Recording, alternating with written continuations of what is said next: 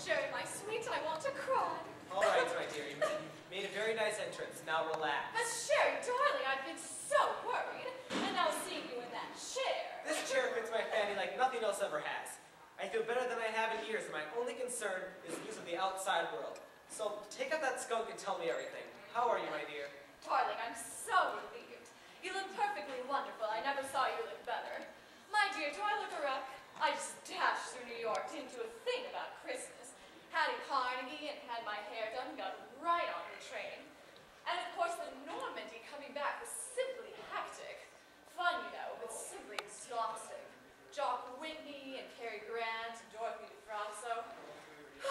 It was too exhausting. And of course, London before that was simply magnificent, my dear. Well, I simply never got to bed at all. Darling, I've so much to tell you, I don't know where to start. Well, start with the dirt first here. That's what I want to hear. Let me see. Sybil Cartwright was thrown right out of here, because it was the night before I left. She was wearing one of those new cellophane dresses, and you could absolutely see everything. And Sir Harry Montross, the painter, you know, is suing his mother for disorderly conduct. It's just shocked everyone. And oh, before I forget, Anthony Eden told me he's going to be on your New Year's broadcast, Sherry. And Beatrice Lilly gave me a message for you. She says to take off 25 pounds right away and send them to her by parcel post. She needs them. I'll pack them in ice. Now what about you, dear? What about your love life?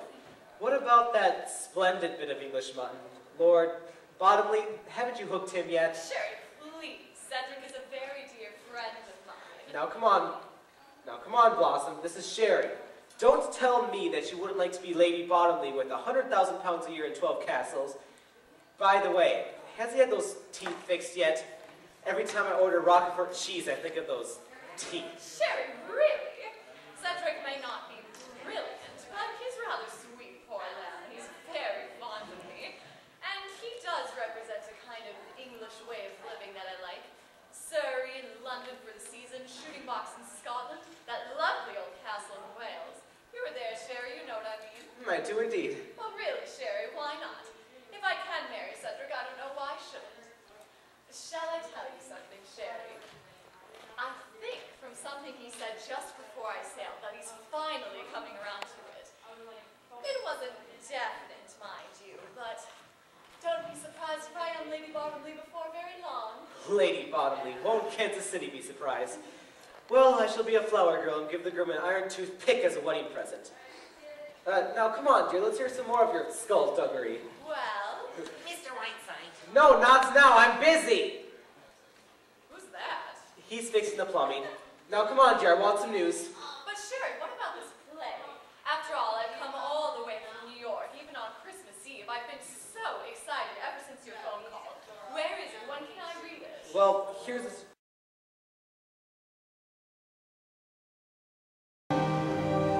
One more thing.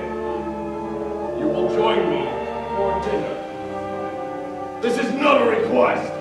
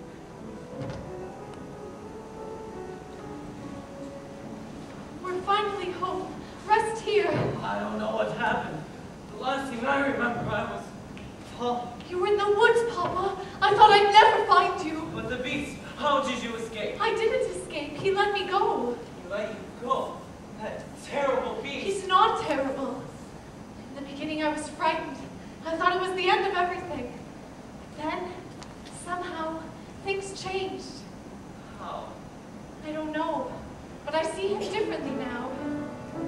It's funny, when I look around, I see the whole world differently.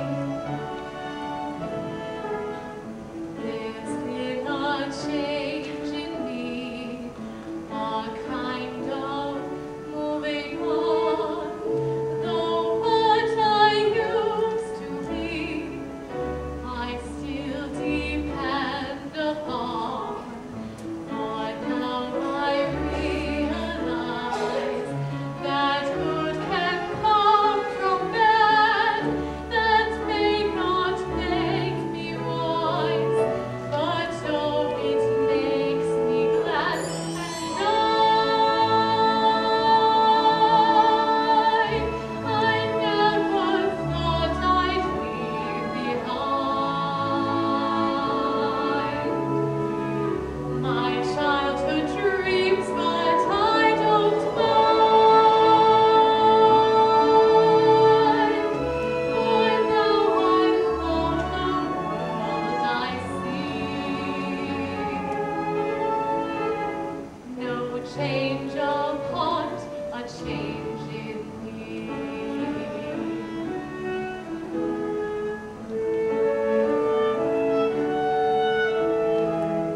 For in my dark despair, I slowly understood my perfect world out there had disappeared for good.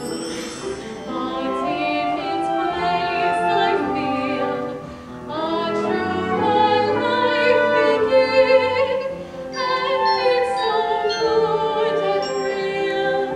It must come from within, and I never thought I'd leave behind my childhood dreams, but I don't mind. I'm brave and true, I want to be. No change of heart, a change in me.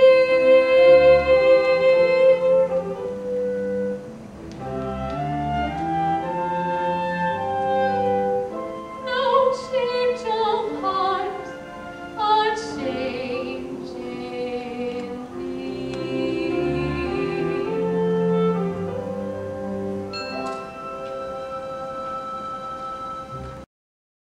Dainty wrist, but if you should try that, best beware my fist. I will wring your neck and will black your eyes. When I yank your hair, I won't apologize. Your head and dry nose will get a cracking. That thing you sit upon will get a whacking. I am like a bee in the early spring. Is my waspish fight.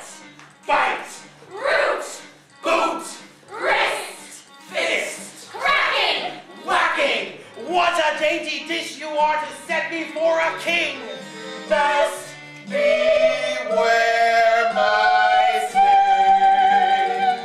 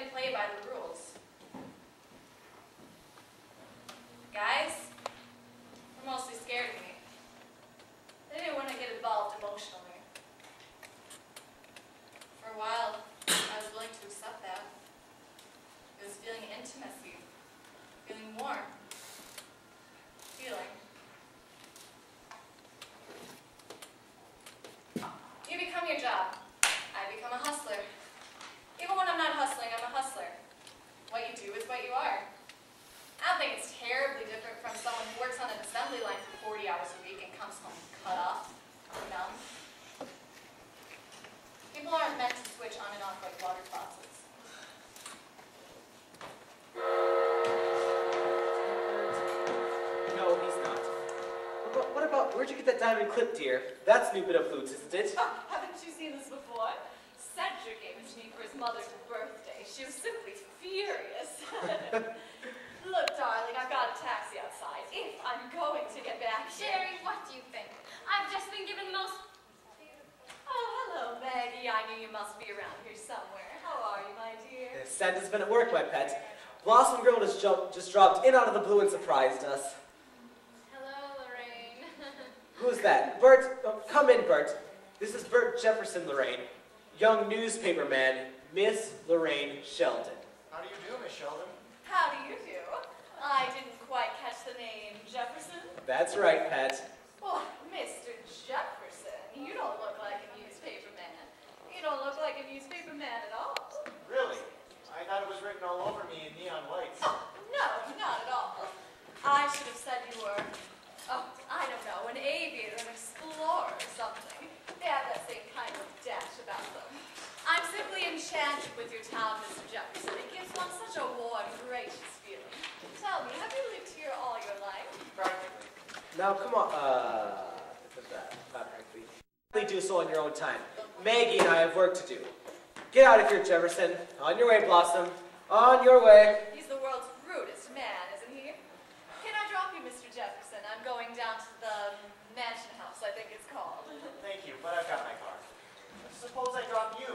Oh, would you? That'd be lovely. We'll send the taxi off. See you in a little while, Sherry. Bye, Maggie. Bye, Maggie. I'm invited back for dinner, am I not? Yes, you are. At Christmas, I always feed the needy. Now, please stop oozing out. Get out. Come on, Mr. Jefferson. I want to hear more about this charming